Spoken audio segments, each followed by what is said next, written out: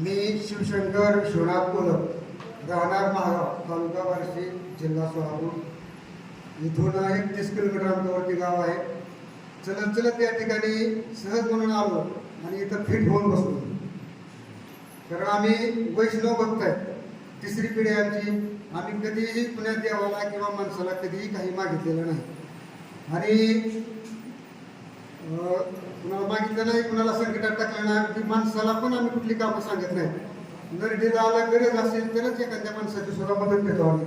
असं म्हणजे आमची कौटुंबिक परिस्थिती. तर या ठिकाणी सहज आलो आणि इथं आल्यानंतर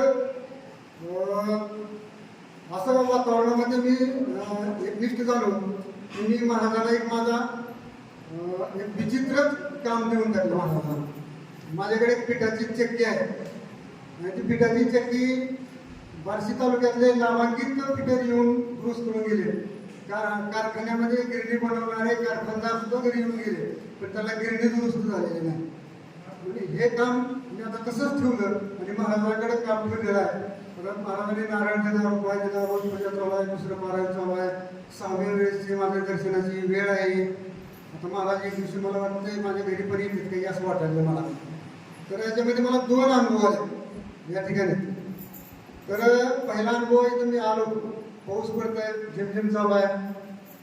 शेवाळ्याला तिकडे नळाकडल्या बाजूला जमीन आहे.